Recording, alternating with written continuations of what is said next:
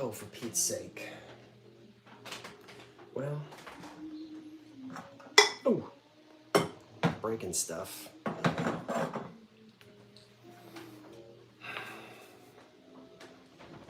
Ooh.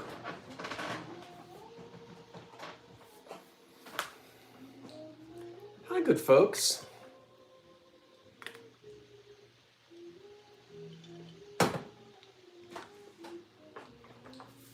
As usual, we'll give it a minute and let folks get here. There they are. Here I'm is, and there you is. Welcome. Alicia, how's that flea market down there in Newcastle? Have they ratcheted it up yet? Hello, Florida Golden Girl. Is it hot down there? It got hot in Florida early this year, didn't it? Hi, Lori. Hi, Catherine.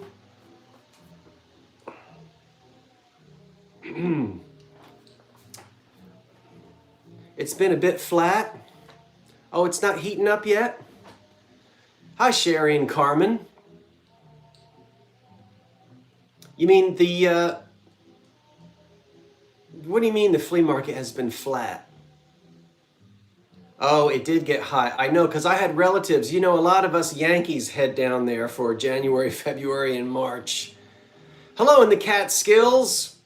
I bet it's still cool up there. It was in the 50s here. Well, it got cooler than that last night, but this morning when I went out, it was in the 50s. Yeah, that humidity comes back in. Hello, ER. How about a sound and a visual check? Because, you know, I have to tell you, just let me know if I can be seen and heard. I have to tell you, when you change filming locations, I mean, it takes you, huh? It's okay, Gail? It takes a while because you've got a gizmo, right, that holds your camera. And then you have floodlights behind that. And then there's another gizmo, your computer. So, and things have to be at different levels. So you get the lighting at a certain level, and then the camera, and then the computer, and then you've got extension cords and whatnot, and then you don't trip on it and break your neck. It takes a while to get it all put in place. But I thought, why not broadcast from the kitchen, give you a little something different. So it sounds okay? Okay, good. I'll keep saying hello to everyone. Now, yes, I have. I've been chewing blackjack. In fact, I've got blackjack gum up there in my kitchen cabinet, believe it or not.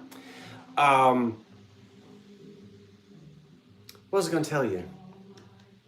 Oh, those of you who have been watching for a while, you don't remember that. But you remember the cabinet over there, which you can't see. So, remember a while ago, I found a 1930s cabinet, which was in bad shape, and it had been repainted and repainted and repainted. So, I have another cabinet that is cream and green, and it matches the other cabinets in the kitchen. This behind me is a small oak kitchen cabinet that I also got recently. And I haven't really been able to tell you too much about it or show you the whole thing.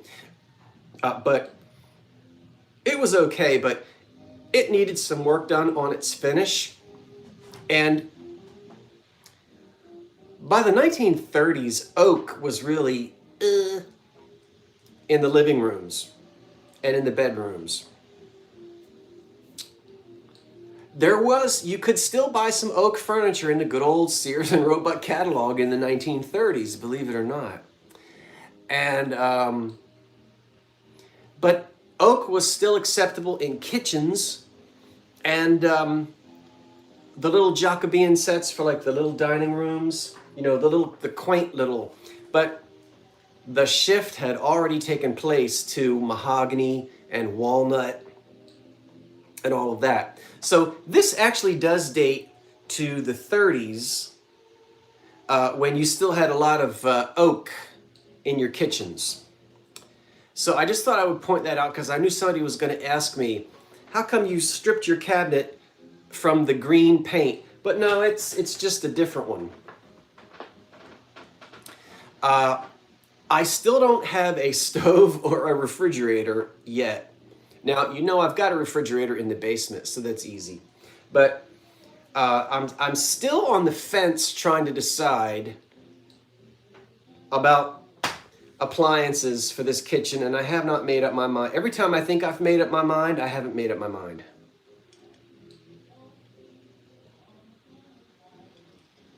Judy, I've always loved oak as well. And ER, thank you. I appreciate that. Oh, you're having rain, rain, and more rain. Well, Ricky, I wish. Problem is, this is a small kitchen, so I don't have room for items that won't be utilized. And an oak icebox, I'd love that. But I don't really have room for one because it's somewhat of a small kitchen. So the refrigerator has to work, the stove has to work. Yeah, I just wish I'd love to have a breakfast nook. I'd love to have all kinds of space in this kitchen, but it's a modest little kitchen. So what happened to the video estate sale? Well, Karen, thank you for asking. And Karen, I got your message about, and I do have your info. So you're getting I think you got the headless bride. She's coming your way, and I'm throwing a couple of those pieces of glass in. I think you said you were interested in. I hope you remember the Paden City, which I couldn't get the stopper out of. I hope that was you. So thank you. Thank you. So let me try to answer some questions because it goes, when you ask me questions, I can only see, what somebody said something and now I forget. What'd you ask me? The estate sale. Since you asked, when this live is over, when I'm done running my lips, because I've got plans tonight, I got to get out of here. I got to take a shower in about, well, you didn't need to know all that. But, what was I? See,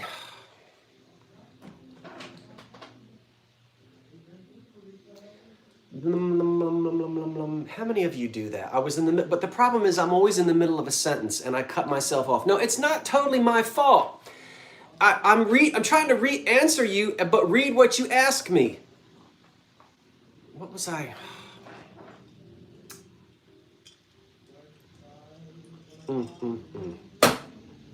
The estate sale. I hope I'm not the only one that does this. Yes, thank you. You do it too? You wondered, Poodle? All right. It's coming back. Every once in a while, wacky things happen. And I've uploaded, 500, 600 videos over the last few years. And so you do all your editing, but then and I try to do the editing at home on my computer or wherever I am. But then sometimes when you're out on your cell phone, you have YouTube Studio and you've got to do some final editing.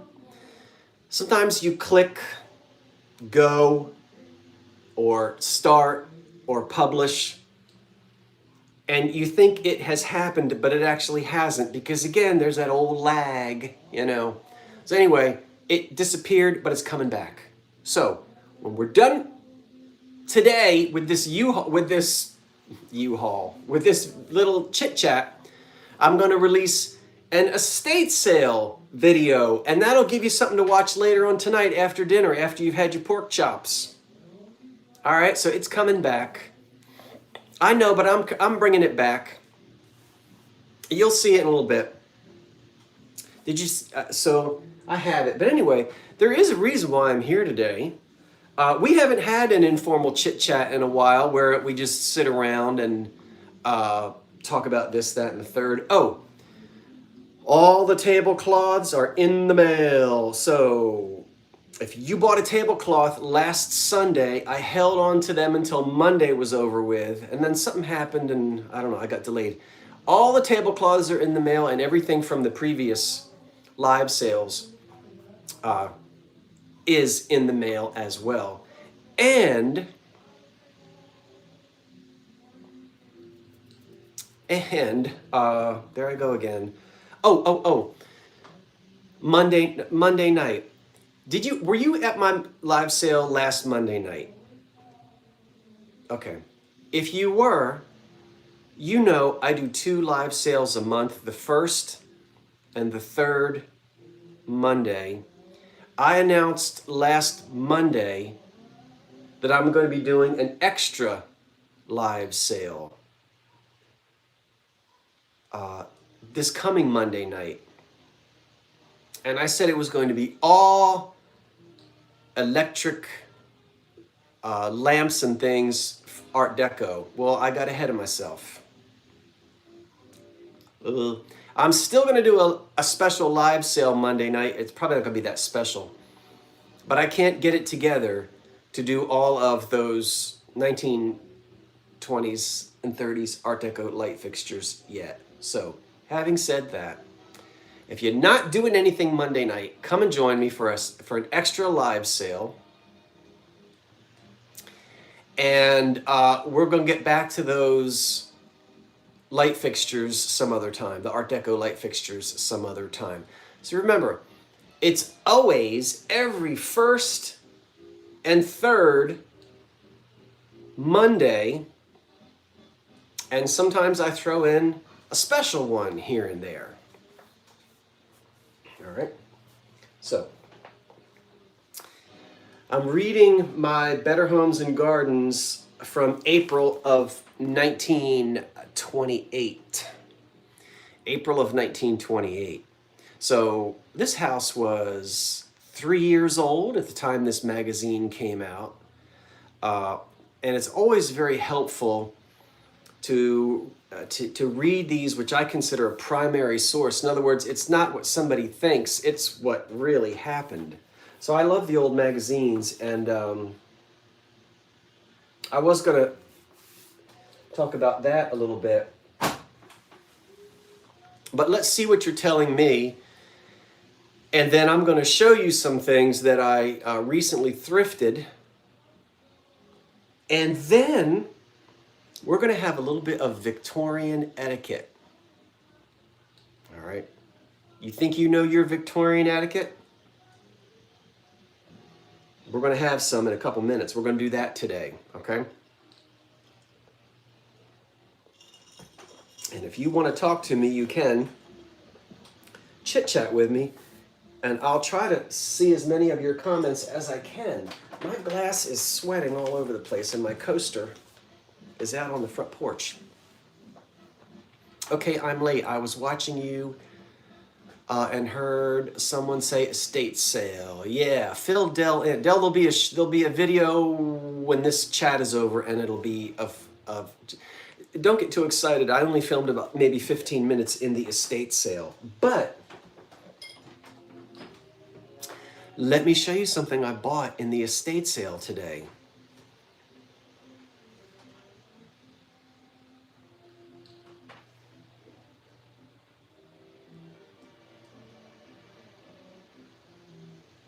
See it? Now, what is it? It's not a chamber pot. You know that. Huh? Why does my face make you laugh? It's not a chamber pot. Well, I guess it could be if you get short in the middle of the night, if you get called short. Yeah, it's a spittoon. Now, it's a beautiful glass. No, it's not ironstone. It is glass, and it is opal glass. Now, normally something like this would be for a woman. It's a little smaller. You know, when the men spit, they go, eh. But the lady would have a smaller one. And this is made out of white opal glass. I wish you could see it. It almost has, there's almost a bluish tint in the glass. Now, there's no indication that flowers or anything was painted on it at anywhere. You can sometimes see traces if people try to scrape decorations off, and I don't see any decoration. But value, probably nothing. I don't know. There are much more of these around, for men than for women, but they did make spittoons for women, and a lot of you knew that. Yeah, I can see. Well, thank you. Thank you so much. I appreciate that. Give me a thumbs up if you can, if you're watching on your computers or whatnot. And so, yeah, absolutely. There were spittoons for women. Did any of your, now I'm not old enough, or I don't know anyone, but did anyone have stories come down in your family? Did you have well, I don't think your grandmother, did you have great-grandmothers? I mean, my great-grandmothers were born in the 1890s, but when I knew them, they were old women, and they were not spitting in a spittoon in the 1970s when they were old women. Just was wondering if you had any stories about females who also smoked corncob pipes. I think that was a big Southern thing. Your grandmother dipped snuff? Yeah. Yeah.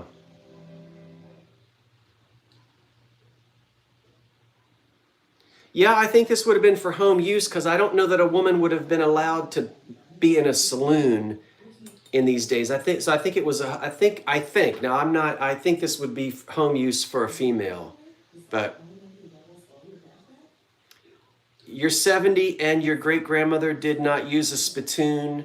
Your grandmother chewed tobacco and spit across the room. Lisa, how old are you? Your grandmother chewed tobacco and she spit across the room. Did she have a little glass spittoon like this? Wow.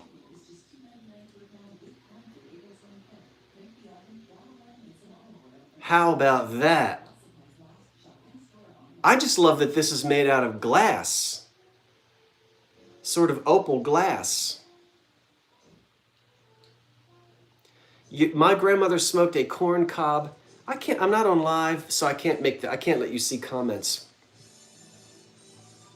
But you guys can see. Anyway, this was $10, but today was the second day of the estate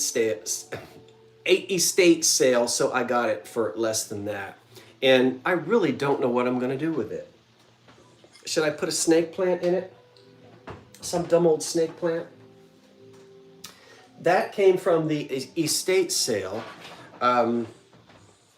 That's all I'm showing you. I didn't get much, so you can watch the video when this chit chat is over. But let's show you a couple of things that I bought at thrift shops this week. You ready to do that?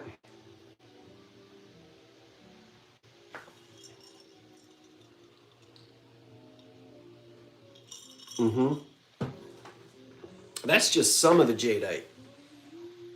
That's just like that much of it. I've been hoarding this stuff since I was in college.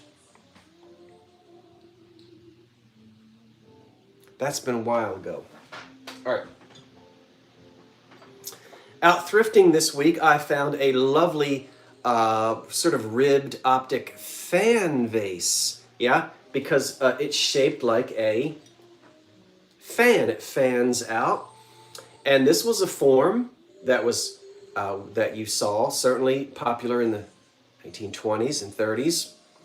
And this one is green depression glass. It might sort of look avocado. You remember sometimes people fuss all the time, but we've got lights on and the settings on your camera are funny and everything, but it's green glass. And it's a pretty one. It's one I haven't seen before. I've not seen this ribbed optic pattern. I like fan vases a lot.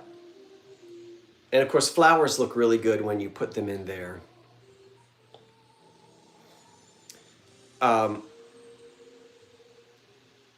but this is from the 1930s, and it's not avocado green. Once again, I'm telling you that as you see through your cameras and the different light, it can appear to be funny colors, but that's the green from the 30s. That's a neat one. So, I know you're going to ask me. I know what you're asking me. Does it glow? You know, let's get this over with. Because you're playing with me. Those of you who know me, you're messing with me.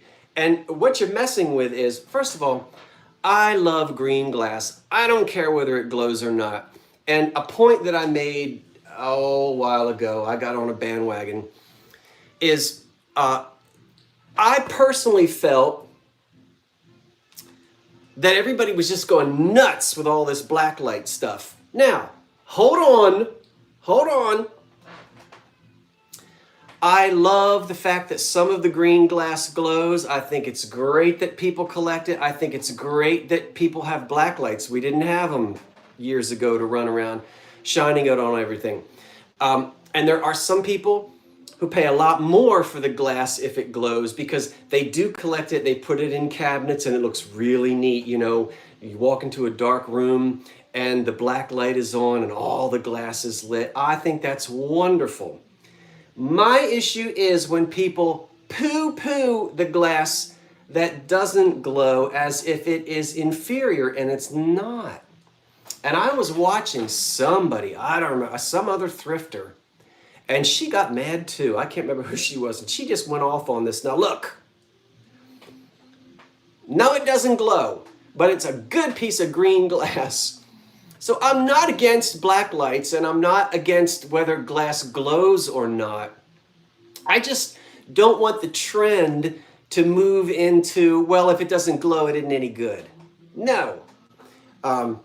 Some of the glass, and the uranium was simply put in there in the glass to give it a certain green color. That's why it was put in there. And it's safe to use, and probably 80% of the glass from this era glows. And you can't always tell with the naked eye. What do you think? Now, I did put a black light on this. Should I get off my horse? Not horse, but what do you call it? My seat? Soapbox. Because I don't want you to misunderstand me. Do you think this glows or not? Let everybody vote. Yeah, just put yes or no. Yes glow, no glow. And then I'm going to tell you. How many of you can tell with your naked eye if it glows or not? Let's see. No. Linda is the only one that said yes. Florida girl said yes. No. I'm just looking to see how many of you say no.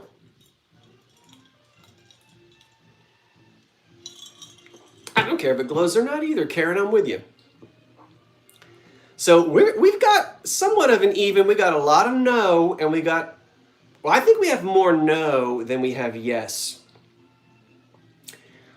I have to tell you, I was very surprised.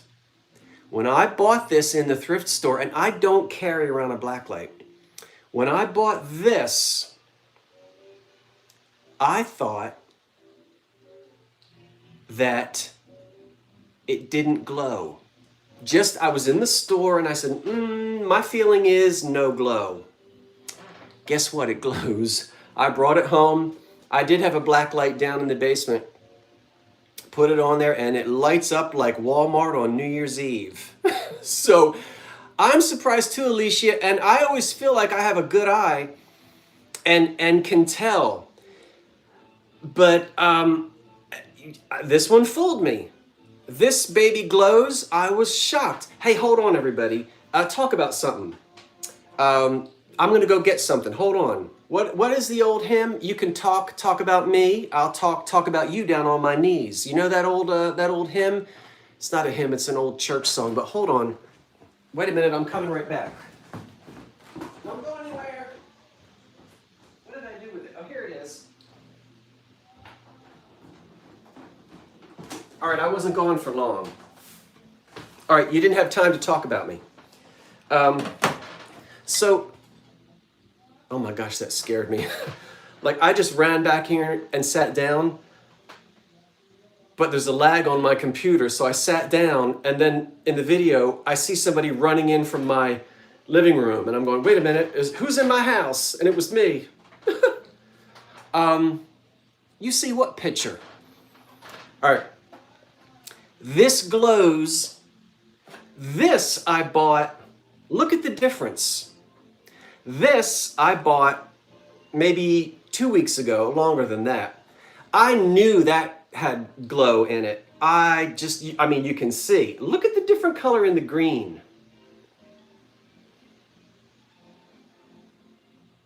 Yeah. See the color? This one is actually glowing in the sun, in the ultraviolet light right now that's coming in through the kitchen. This is just glowing on its own. But I tell you,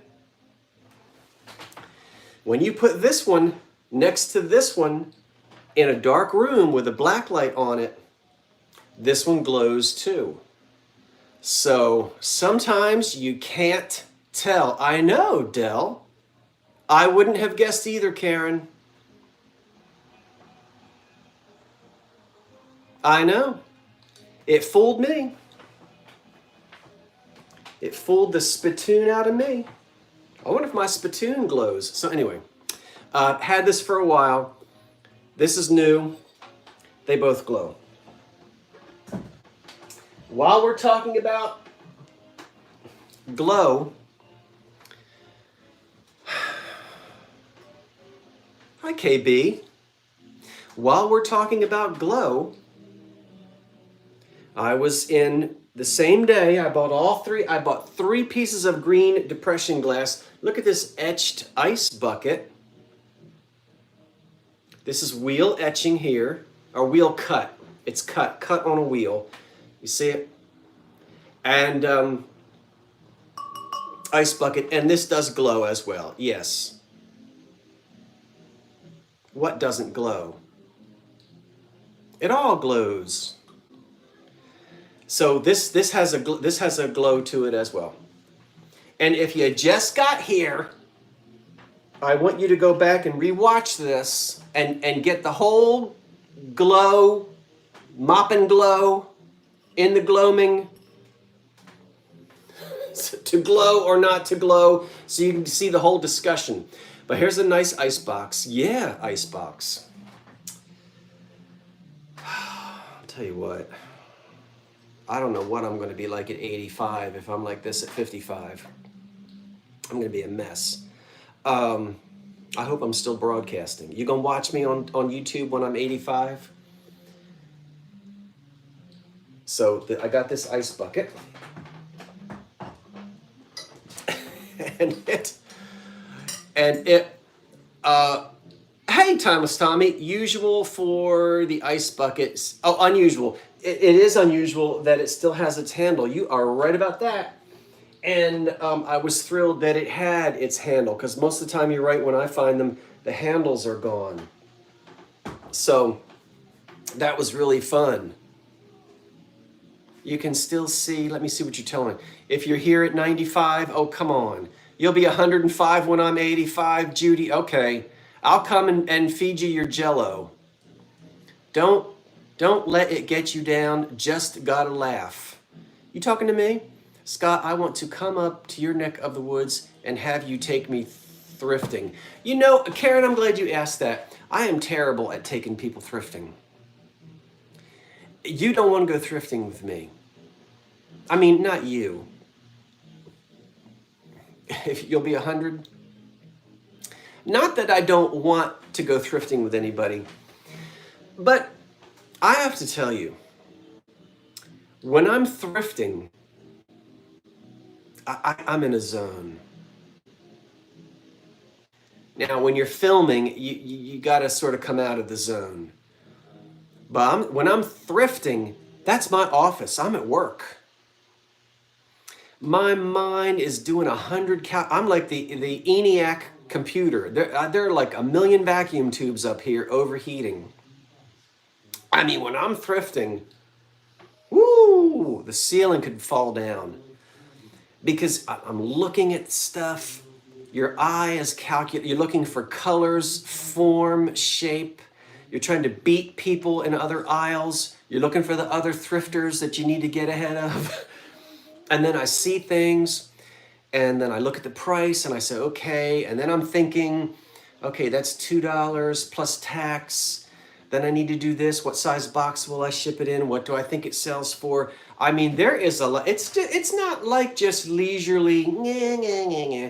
It is it's intense. I'm intense when I'm out shopping. So I'm not good. I'm not good when I take people shopping. Do you understand? Huh? I mean, when I have guests, I have to. Oh, no, no, no, no, no. See, I run a business. I didn't say it wasn't fun. It's a ton of fun for me. But in order for me to run a successful business like this, you've got to, you can't buy with your heart. You've got to, you make your money when you spend your money. The old-timey antique people taught me that. So I still have fun. I have fun. Don't get me wrong, it's fun. It's not fun for other people because they're trying to talk to me or, oh, my grandmother had this. And I don't want to hear what your grandmother had. It's like, don't I sound awful? Do you guys understand what I'm saying? You're going to say, oh, he's being so rude. I'm not. But it's when I'm out there shopping, you've got to do all of these business calculations in your own brain. Huh? You're the same way. You never thrift with anyone else. You don't sound awful. You're the same way. I hope you guys understand. It's not that it's not that I don't want to be nice to people or hear what other people say. It's like if I'm there, like, okay, is that Homer Laughlin? Wait a minute, do I have that pattern at home? Wait, that's a Homer Laughlin creamer. Wait, what's that pattern? Do I have 5 plates at home? Do I already have that creamer? And this person is over there asking me, here, do you want some gum? Or here, let me show you some. Oh, I had this when I was be quiet. You follow me? You guys, boy, I'm never going shopping with him. He's mean. I am not.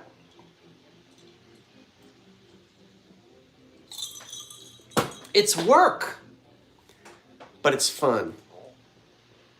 Now, I can relax when I go out, but I have to get in the mindset. Like when I have Dee and Vinny and Tammy and David, I step back and I want them to have fun. I want them to find, it's like, I hope they find all the good stuff.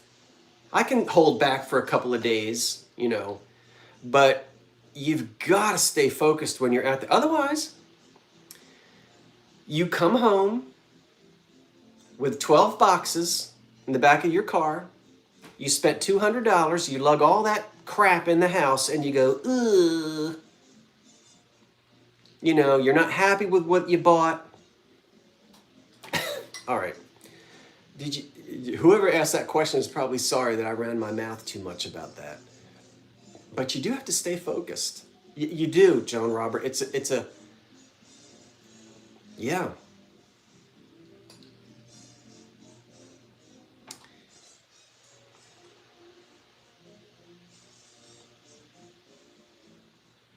You zone out. I zone out too, Patricia. No, it's not personal. Judy, you got it. I love you guys. You got it, Dell. You do I'm so glad you said that, Dell. And this is the thing about being... Oh, here I go again. I don't have any issue with the term reseller. I don't call myself a reseller because I feel like a reseller is going to sell anything to make a money. I just want to make a living. I don't want to make money. I want to live and have 3 meals a day and drive a car and spend a week down the shore and, you know. But if I was just reselling, I mean, I'd resell auto parts or used medical supplies or longer burger baskets. I don't like longer burger baskets. There go 8 subscribers. I'm just playing. I do like longer burger baskets, but I'm not excited about them. You know I walk by Fritz and Floyd. What is it? Who is it? Fitz and Floyd, whatever it is. And people, oh, you walked right by. I know. But I don't know any of that stuff, and I don't care. I'm not interested in it. So I sort of create my own, this is my thing. And my thing is what you see me surrounded with in my home. That's what I like. That's what I buy and sell. So I don't know. Now, what are you telling me? No, I don't. It seems like a weird, hold on, you're going too fast. Honestly, sometimes it is personal. Wait. What?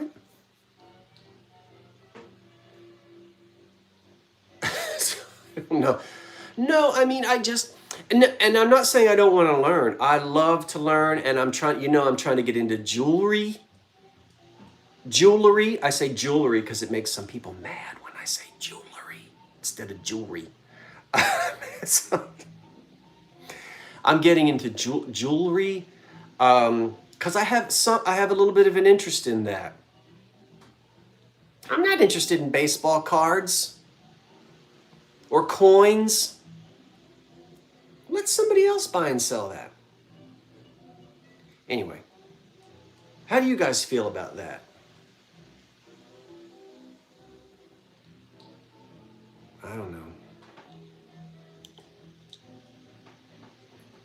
It's just, and I want, whatever I buy, I want to bring home and read about it and study it and live with it for a little while and then enjoy it finding a new home. So do you want me to get back to showing you what I'm supposed to be showing you? Rob, I don't have a problem with Vera Bradley pocketbooks, and I also know I don't look down on that stuff. A lot of people think I get snobby about it. I'm not. I know that I'm fortunate living in this part of the country. I can go out to a thrift store and find this almost once a week, and I know a lot of you are in parts in parts of the country where you can't. I'm just not interested in those other things. So I just kind of like to stick to the things that I have a sort of a natural interest in, right? So pretty certain this is a L.E. Smith. I think I've had this in amethyst. I know I've had it in amethyst. I know I've had it in cobalt. I think I'm remembering right that that's an L.E. Smith handle. Yeah. Out of those 3 pieces of green glass, this one glows as well, but it glows the least. Believe it or not, that thing that you think looks avocado, that glows brighter than this. It's weird. Sometimes you just can't tell. And every time I think I can tell, I get it wrong. Mess it up.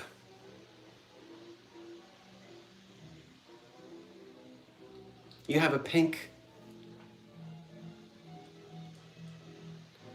I like that. Hi, Lori. Hey, Lori, did you guys get the clock yet? Didn't you get the cast iron clock? Isn't it pretty?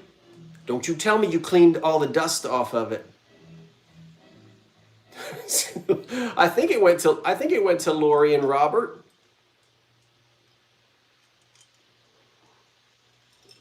Did you get the clock? I know, Karen. Dell, I'll have to talk about all that jadeite later. Sherry, it does. Yes, but we won't clean the dust off. You go, girl. Lori promised she wouldn't clean off the dust. That's a true antique lover. To not clean off the dust. And somebody in here said, Sherry Sorless said, custard glass glows brightly too, and it do. And there is a piece of custard glass that glows beautifully. This is similar to the laurel pattern made by McKee, which you can see behind me. And I believe this is an orange blossom pattern. And this custard glass piece will glow beautifully as well. And custard glass and uranium, custard and, I don't have knobs on this yet because I'm waiting to get appropriate knobs for it. But custard, now watch me drop something. And this is a nice combination. If you can't get if you can only get so much of the jadeite, pair it with some custard. It's a really pretty, that's that cream and green combination that was so popular during those early years of the Depression. That is I told you I wasn't going to talk about it. That's the laurel pattern by McKee. And McKee got there first. 1930, I think, is the year. I'd have to go back and remember. I think 1930, double check me, is when McKee put out that laurel pattern. And I've been collecting it to try to put together a small breakfast set. I think it looks nice together, ER. The custard and the jadeite looks nice together.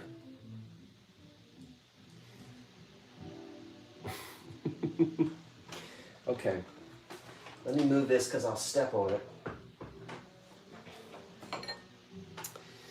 I know you've all seen that before, and I might end up keeping, and there's probably 5 of these packed up in the basement, who knows. So black glass Ellie Smith, I think, a little lemon server to go with your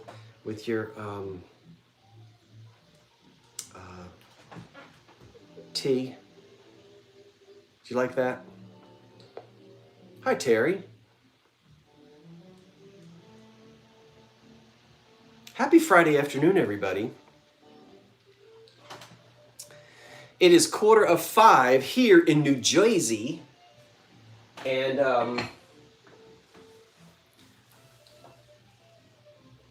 I will be headed later tonight to a favorite restaurant in West Philadelphia.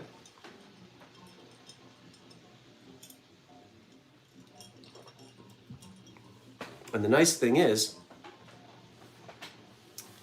I can either drive across the bridge or just go to the train station and take the train across the bridge, and then you don't have to worry about your car. All right, let's see how many of you can remember. All right, we're gonna play a game. I'm gonna hold up a cream and a sugar. You ready? And I want you to tell me the company that manufactured it. I want you to tell me the shape.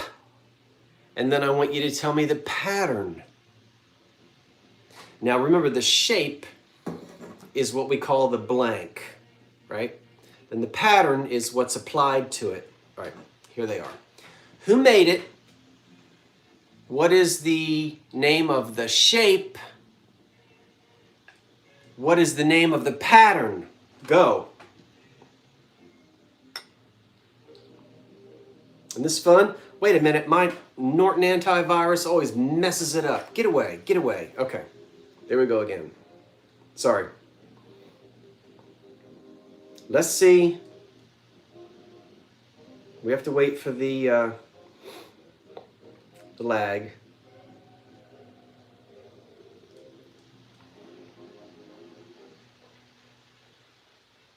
It's not Porcelain. It is the Virginia Rose. Yeah, it's the shape is Virginia Rose. Timeless Tommy got that.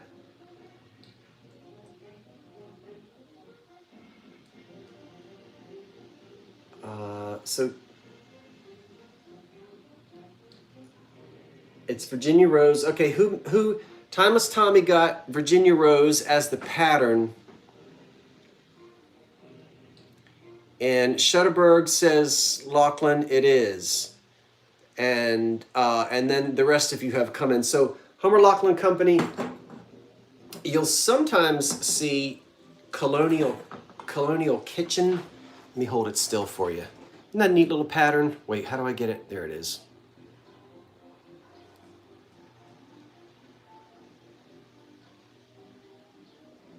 So that's the decal that's on it.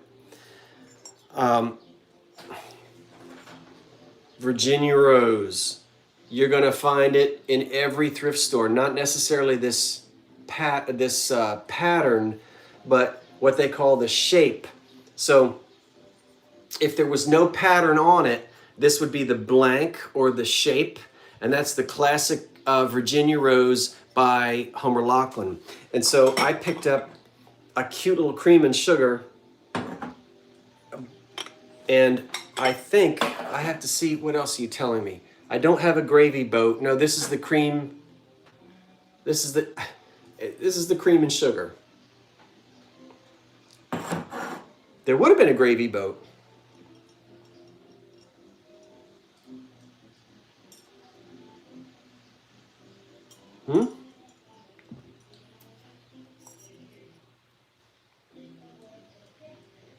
I think so too. I think Virginia Rose was the most used blank.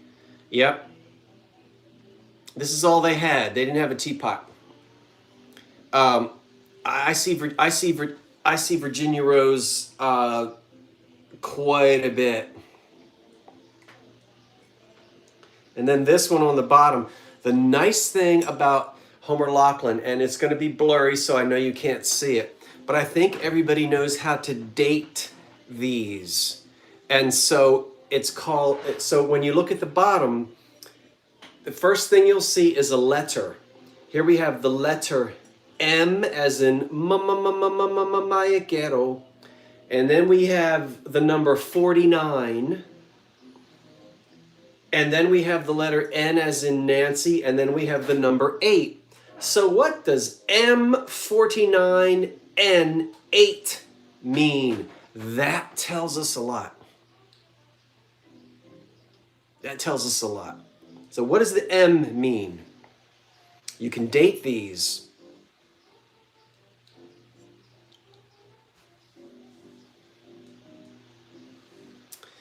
All right, the 49 means 1949. So the M stands for the month. So what month in 1949 did this roll off of the assembly line? How do you figure it out? Come on now.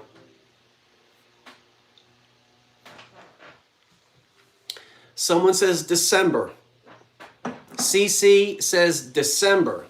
Well, let's do the alphabet. A, B, C, D, E, F, G, H, J, K, L, M. All right, two things happened. One, I skipped the letter I. Did you notice that? They skipped the letter I because it looks like the number 1. So let's do it again. A, B, C, D, E, F, G, H, J, K, L, M. M is the 12th letter of the alphabet minus the I, and that means December. December of 1949. This came off of the shelves. This came out of the factory. And so that's M49. Now the N and the 8 has to do with the particular factory. It's information I'm not really interested in, but has something to do with the plant, the plant location. You know, like there were several Anchor Hockings. There were Anchor Hocking manufacturing plants in many different places. So this would have told you exactly which factory it came out of, which plant, which factory, which location. What'd you get confused on? It's pretty easy, and you can always it's fun to be able to date it that way. So you just look at the first two things on the bottom. Yeah, it's the plant location. Yeah, M49, December of 1949. Oh my goodness! I'm putting all this on the floor. I'm gonna have to pick it all up again. Does anybody have Virginia Rose? Oh, dropping off the I throws you off. Yeah, well.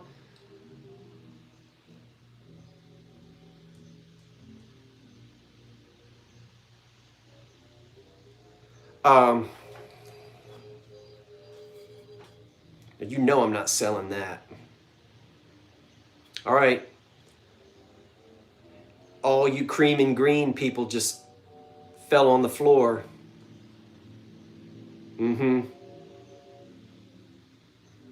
No, I'm not selling that.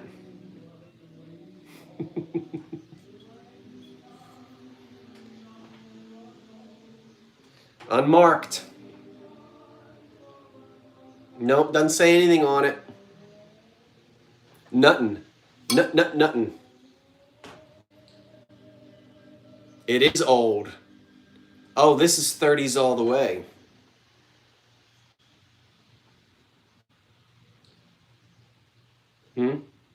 Yeah, it's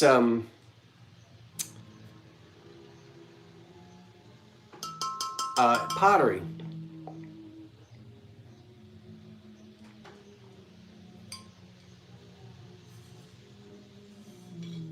Yeah, this will be perfect in the kitchen, I'm telling you. See that? Couldn't believe it. You have boxes of jadeite? What are you waiting for? Gail, what do you mean you have boxes of jadeite? You better open those boxes up. Am I not reading that right? What is she doing telling us she's got a whole bunch of boxes of jadeite?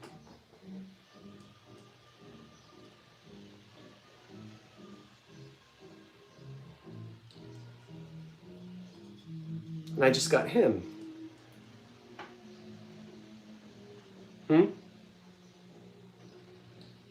And he is made in Japan. Now,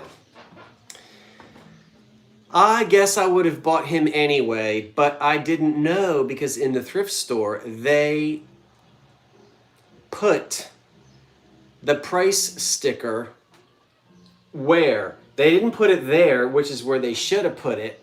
That's not where they put the price sticker. They put the price sticker over top of that. Now that's okay. Souvenir of Wildwood, New Jersey. That's one of the shore towns. It's south of Ocean City and north of Cape May. And this is probably from the 1950s or 60s. So he's in good condition and he's a Jersey collectible. So maybe one of the Wildwood people. My family never went to Wildwood because Wildwood is where all of the,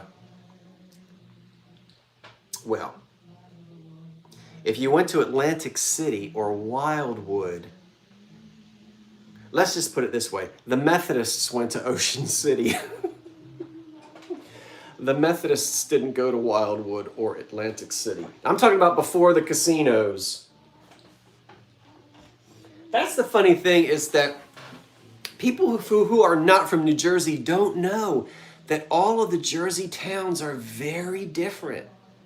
They have different people sort of gravitate to certain shore towns. It's probably the same way in other coastal states, but I know, scandalous for a Methodist to be seen in Wildwood.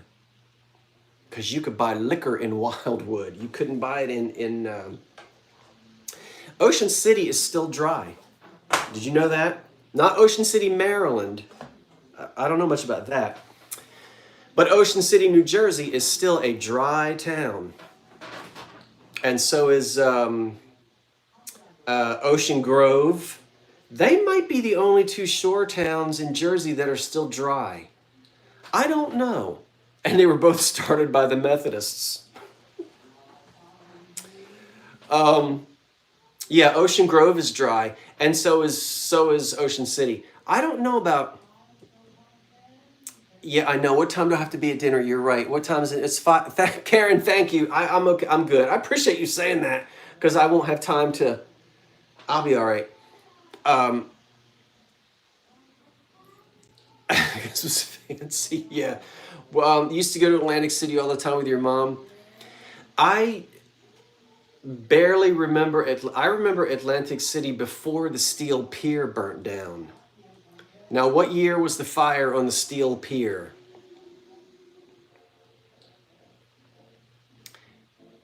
Is what, Homer Laughlin? Yeah, Gail, bless your heart. That was like 10 minutes ago. Gail, what kind of computer are you on?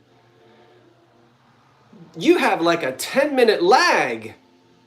What's going on? Playing with you. What the Virginia Rose is Homer Laughlin. Did I not say that? Oh, we must have some big delays. How can it be? Everybody needs to hit refresh. Dial up. Are you on dial up? Some of you are talking about things that happened 10 minutes ago. What'd you do? What happened? You got to run? All right, Rob. You got to jump off. Jump off what? What are you jumping off of? Jody, you are not on dial. Are you on dial up? They don't have that.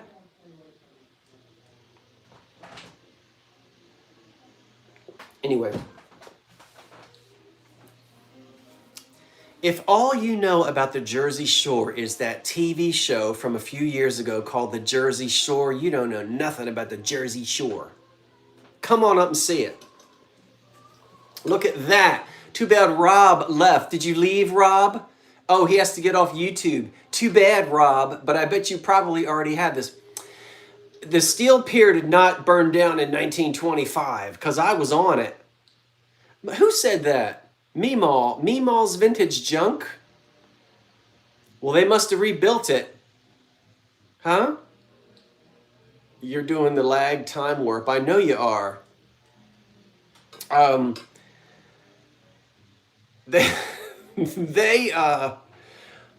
burnt down in 1976, KB. Did you look it up? I was on the steel pier before it burnt down. I'm probably responsible, even at that time. You know how fast I move. I must have been running up and down and started a fire. My sneakers started a fire because it wasn't made out of steel. It was made of wood. Steel was the right? Anyway, now we're talking Jersey history, and you guys don't want to hear all that. Look at that. Now, you think I'm selling that? I am not. This is the little one. 1939. Now here we are in that American sort of streamline because this orb is wonderful. This percolator. No, this one's Manning Bowman. Oh, excuse me. It's a Manning Bowman percolator. And I've already cleaned it and made coffee with it. It is in great condition. I only buy when I'm telling you what, I will buy. I've wanted this one for a long time, and I've probably walked by about 10 or 12 of them. And then I found this one, and I said, "Yep, this is the one I want." Yeah, 1930s. Yeah. What about 1982? Oh, we got to do the Victorian etiquette. Is Timeless Tommy still here? He loves the Victorian era. So he'll love this. Let me make sure I've shown you everything. I can't keep you here too late on a Friday. Did I? I guess.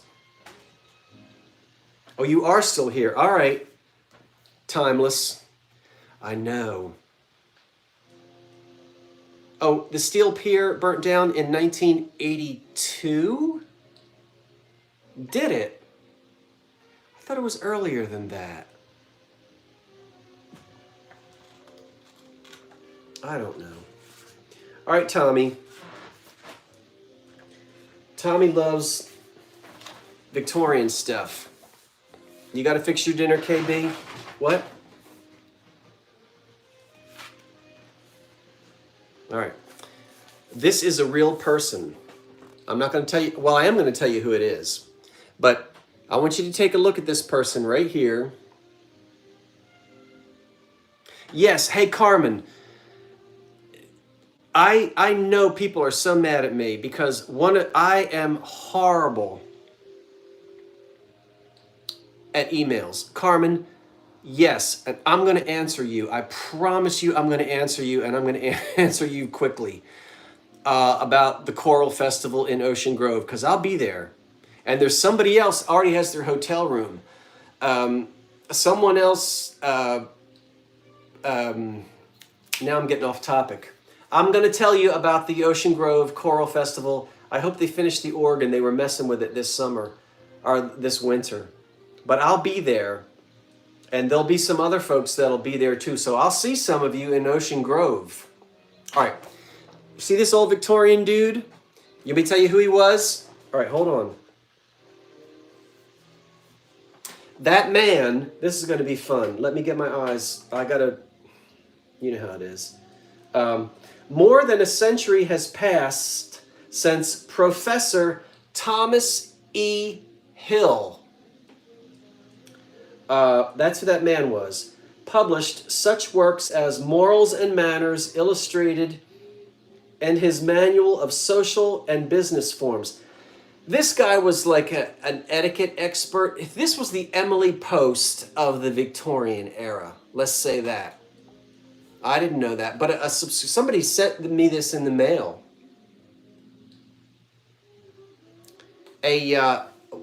One of our friends who chats on here, are you there? They sent me this in the mail. So this man wrote a lot about etiquette in Victorian era. And I have to tell you, I'm going to read just a little piece. Here's what I like about this these are the actual words written in the late Victorian era, 1880s, 1890s.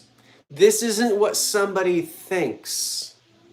This isn't what somebody's grandmother told them. This is what the man wrote in the 1880s. This you can't argue with because these are his exact words. And you know, if Tommy is still here, about last year or so, he sent me a video or I sent him one of somebody taking people on a tour of a Victorian house, and they were making stuff up left and right, and they were getting all kinds of things wrong. Not on purpose, but sometimes people just make stuff up, or they repeat things that are passed down and it's not really accurate. Do you remember that, Timeless Tommy? And there were things that were just incorrect. One thing I remember is that the double doors, if you have double doors on the front of a Victorian house, it was specifically built that way for caskets to go in and out. And this person was just so proud to be announcing that, and that is wrong. Houses were not built, Victorian houses weren't built with double doors on the front so that caskets could be taken in and out. But so we watched this video, and it's just like there were so many things that it sounds good, but it really wasn't historically accurate. Tommy says, I remember, and I was furious. You do remember that? Yeah, there was just a lot of things that weren't right. So Let's hear a little bit of Victorian etiquette, written by Professor Hill in the 1880s, yeah, they were myths. They were myths. Yeah. Okay, this will be fun. Here's a little bit on the etiquette of visiting. I love this. Okay. Before making a visit, you should be perfectly certain that your visit will be agreeable. It is common for some people to be very cordial and even profuse in their offers of hospitality. They unquestionably mean what they say at the time. But when they tender you an invitation to come and you tarry for weeks, it may seriously incommode them. If you should pay them a visit of even a few days. I like that word, incommode. I didn't know that. Oh, I want to use that word. INCOMMODE. Incommode. Somebody look that up. I love that. I'm sorry, but you have incommoded me with your unannounced appearance on my front porch. Somebody look that up. Let me read that sentence again. They unquestionably mean what they say at the time, but when they tender you an invitation to come and you tarry for weeks, it may seriously incommode them if you should pay them a visit of even a few days. I like that word. It's an inconvenience. Yeah. Yeah, incommode. Do you guys know that word? I don't know it.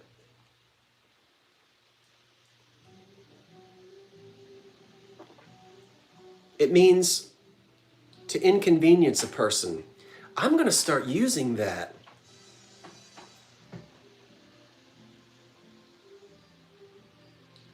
I've never heard anybody say that before.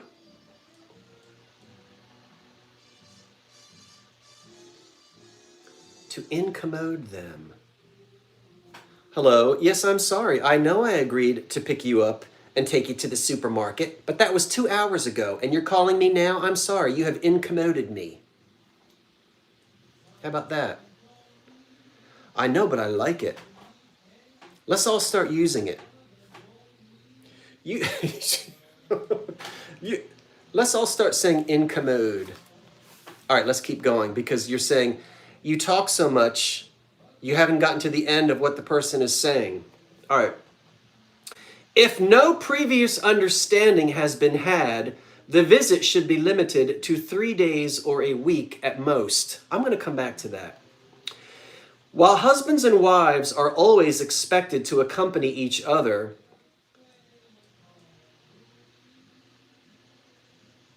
where either may be invited, it is a trespass upon the generosity of the friend to take children and servants unless they are included in the invitation. That might sound odd, that paragraph. If no previous understanding has been had, the visit should be limited to 3 days or a week at most. There is a video, I need to put a link. There is a video on YouTube of an old woman from Lancaster. She was interviewed in the early 1970s. And at that time, she was close to 100. So she was born in the 1880s, right? I've got to find it. You guys are going to love it. It's this old woman. She reminds me of my great-grandmother with one of those curly wigs that the old ladies would have. And this man was asking her questions and interviewing her.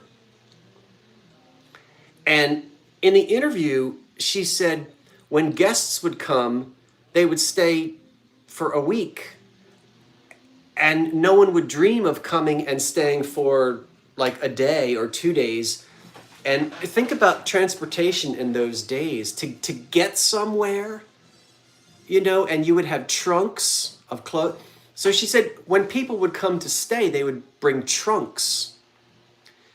Now, I'm not talking about your next door neighbor or somebody who lives in your village, but when guests come, they would stay for weeks.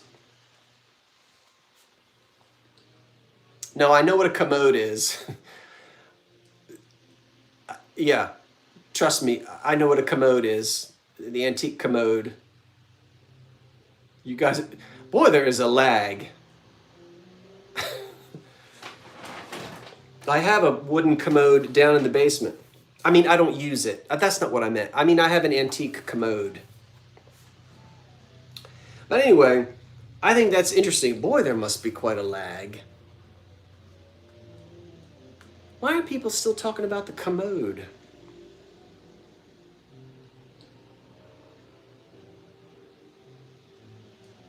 Oh, bye, Willow. I know, but I didn't say, I know what a commode is. That's not, all right. Let's just do a couple of facts and then I gotta go.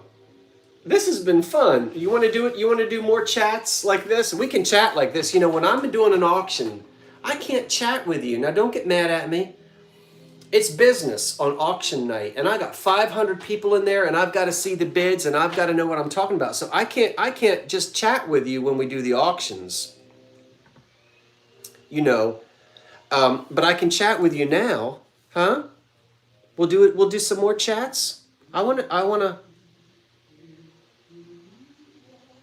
Oh, you just got here? Oh, okay. Well, I like that you guys are chatting with each other. You know, you get to talk to each other. All right, here we go. Fix your eyeballs. Never send your guest who is accustomed to a warm room off into a cold, damp, spare bed to sleep. Well, that makes sense. Never cross your legs and put out one foot in the streetcar aisle or places where it will trouble others when passing by. Huh? That makes perfect sense to me. Never examine the cards in the card basket while they may be exposed in the drawing room. You are not expected to turn them over unless invited so to do. Now, some may be puzzled by that. So folks had calling cards, of course.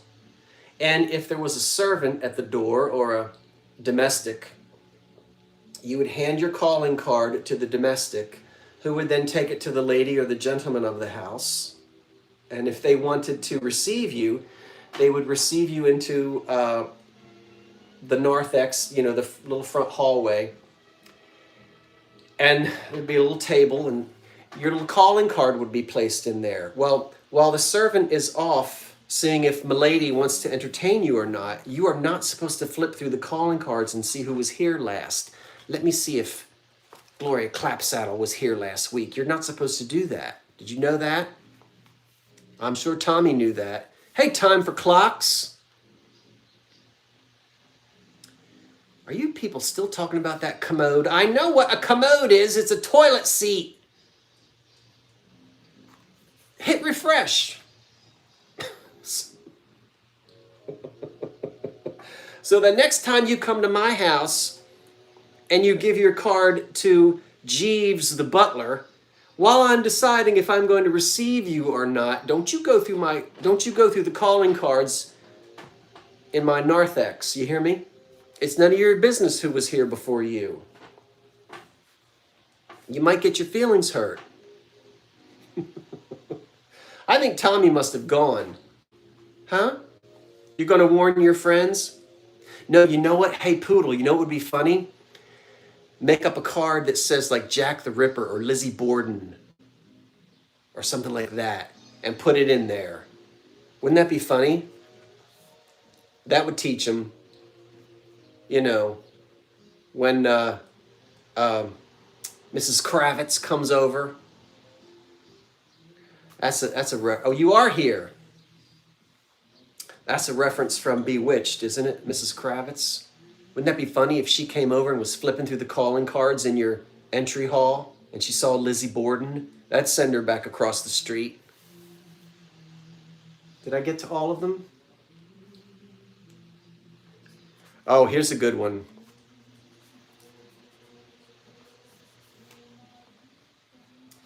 You should not treat your friend's house as if it was a hotel.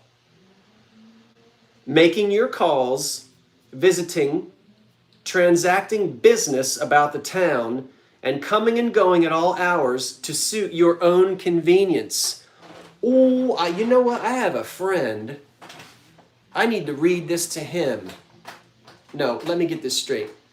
Because it's like, hey, will you do this or do that? Yes.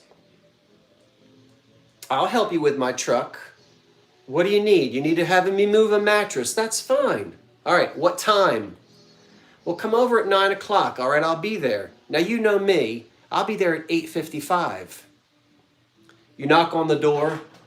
Nobody answers. You know where I'm going with this. They're not out of bed yet. They don't have... Oh. Anyway, I kind of reversed that, I guess. Huh? We won't do... Should we do some more of these? Because we've got... There's a whole section. I mean, the whole thing in here... I wonder if they have... Let me see here. All right. We've got the etiquette of introductions, conversation, calling, visiting, the etiquette of the table, that'll be good, the etiquette of the street, the etiquette at a party or a ball, traveling, personal guide to love and marriage. It's too early to get into that. Maybe we should come back at 10 o'clock and do the love and marriage. What? Yeah, and you know what, Mary Widow? That's what I do with him now. If he says, come over and help me with something at 9 o'clock, I don't get there till 9:30.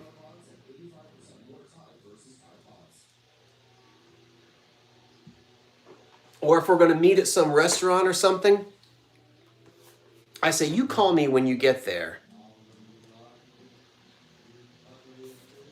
And then because I've sat and waited not 5 minutes, 30 minutes, no, not unless there's an emergency. So we have love letters, personal advertisements. Huh? Trolls. Now, what's going on now? Oh, I need to talk about that. I don't think that's what Colleen means.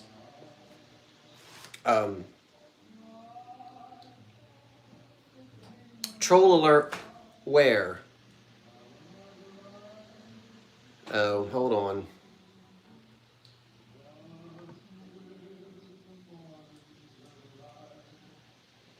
All right. I think I got rid of it. Tommy, you're there. You can. I think I blocked the person. But that's thank you, Alicia. Was it somebody said something about smelling your hair? Yeah, that was somebody being dumb. Yeah, all right. I saw it. Let's not get political. I know I saw it. Somebody came in there and decided to be funny. We're not talking about politics. I'll unplug the whole thing. But wait a minute. Let me make sure. If anybody starts on, well, just hit. That's my own fault because I didn't put subscribers only. So, yeah, unplug the whole thing. You know, the funny thing is when if somebody jumps in and they're just being goofy, it's all clear now. Thanks, Tommy. Thanks, Tommy. Listen, but I'll tell you what, though. Hey, now, we all have to watch out because I've had 3 times now in my live sales. Huh? That's all right. 3 times in my live sales, I've had people being let me be careful. Mislabeled as a troll, and they weren't. So let's not get into this now. But in case you were in the last live sale, I kind of want to leave whether a person is. I think the moderators will take care of it, and I know you guys are so nice and you look out for me, and I appreciate that.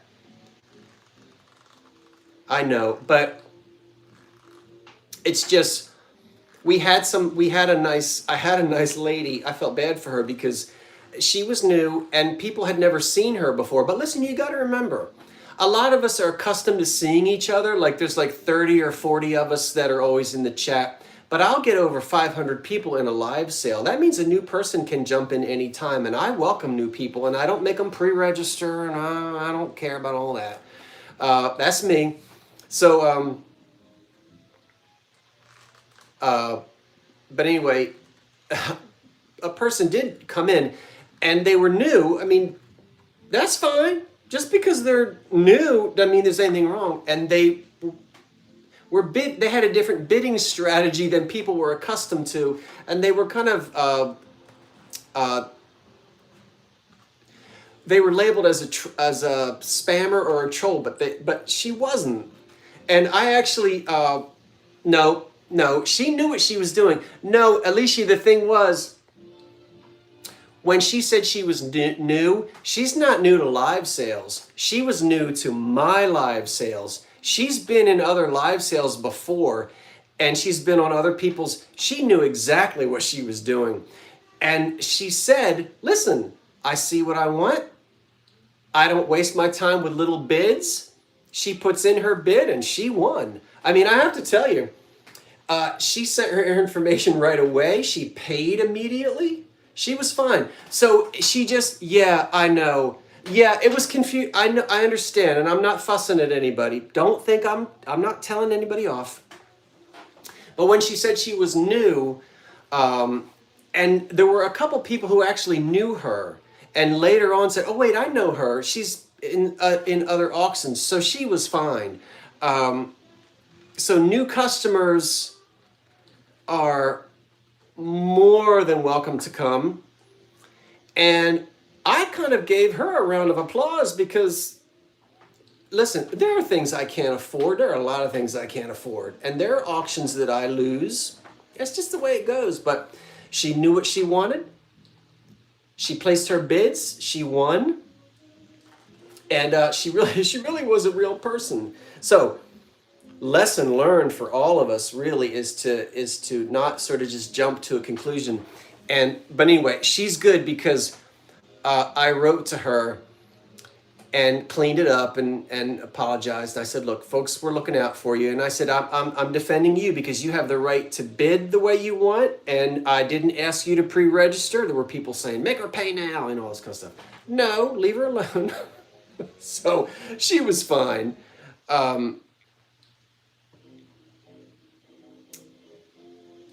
She liked to go high to get what she wanted. Lori, that's right. And yeah, that was fine. Tell you what, she was my highest paying customer that night. Now, I love all my customers, but I don't want people running away my good customers by telling them that they're trolls and they're not. So, anyway, I don't know how we got off on that, but it's all good. Don't feel bad if you thought, that she was trolling and she wasn't. I'm not annoyed at anybody, and I don't go back, and she's good. She said she would love to come back, and she'll be back, in another sale. So everything is good. But I guess my point was, I've had 3 people called trolls in the chat, and I would really like that to leave that judgment up to me and to my moderators that have the wrench. That makes it better for all of us, I think.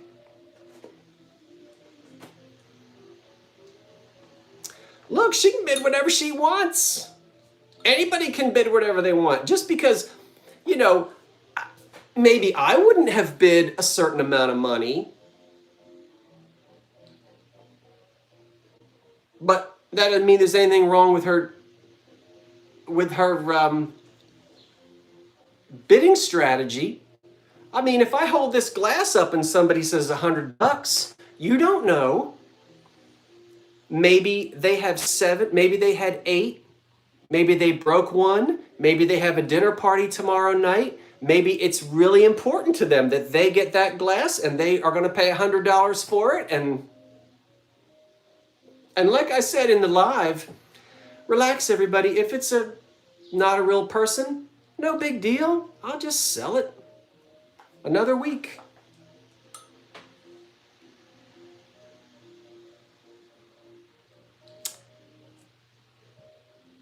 Yeah, you're an aggressive bidder too. That's right. I better be quiet.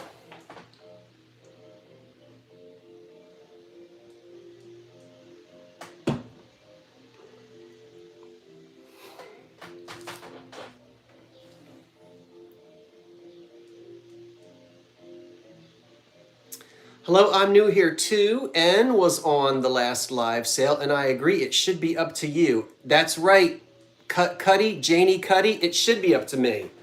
If I think it's a troll, let me do that, because I'm the one that has to deal with the fallout.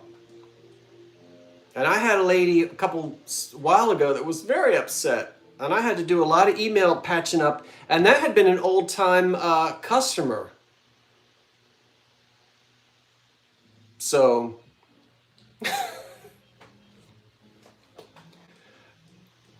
I know where it comes from and I appreciate it. You didn't want anybody messing with me. But lesson learned. She was the real thing. And turns out to be a nice, we did a couple emails back and forth, and I said, please don't have any hard feelings and don't harbor any she said, no, I'm good, I'm fine. She said, listen, I know what I want. I saw what I want. I don't mess around with little bids. I put my bid in and I win. Hey, all is fair in love and war and in live sales.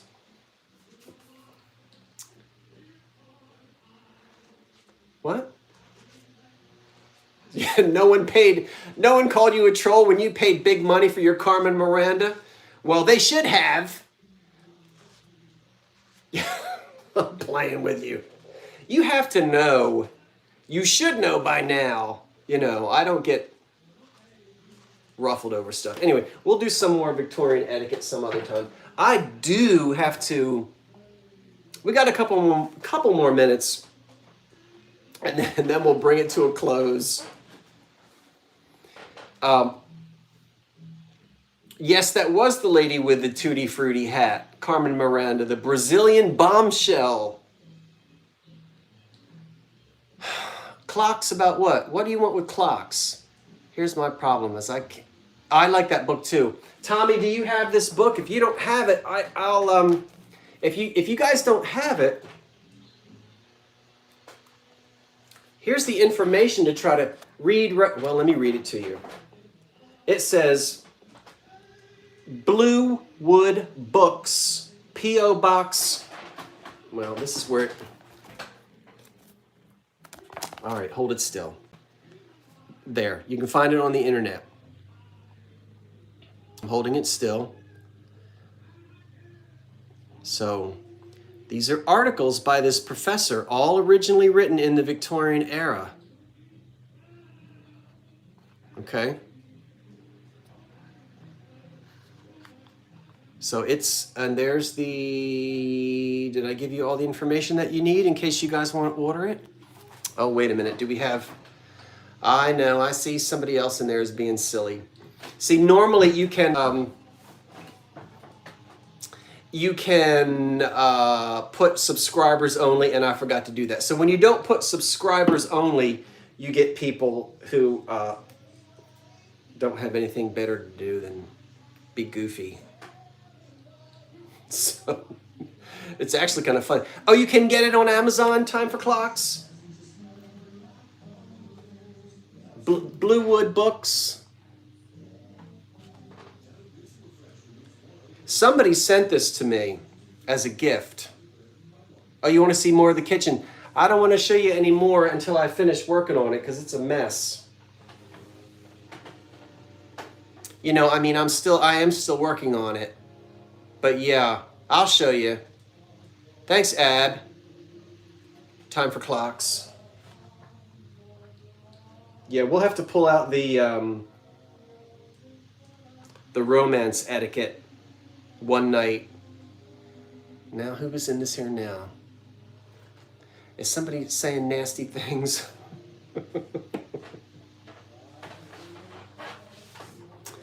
Oh.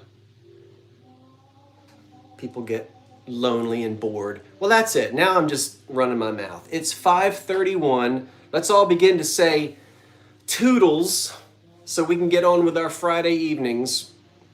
I want to thank everybody for joining me on this little impromptu live. It was kind of fun to talk to you. Come and see me Monday night. Now, I'm not doing the Art Deco light fixtures, but I'll do something. Thank you for that, for those good wishes. Monday night at 8 o'clock. If you ordered any tablecloths or anything from before, it's all in the mail. And when I shut this live down, a video is going to pop up in the next 10 minutes or so for you to watch later tonight if you want. And it's a live sale. It's a estate sale that I went to today, and you'll see a little bit of footage from that. But I want to thank everyone. I hope you have a lovely weekend, whatever it is that you may be doing. And if you can't join me Monday night, we'll see you next time. And we're all going to now say, I know, but as I said earlier, I couldn't get the lamps together. So I'm not sure what I'm selling Monday night. The Art Deco lamps are going to have to wait until some other time because I'm still getting them together. Okay, that's it. You can sit in the background during the live sales. That's fine. I love it. Have a wonderful weekend, everyone. So long. Well, thank you. All right, folks, say goodbye to each other. Hit those garage sales tomorrow morning. All right, I'm out.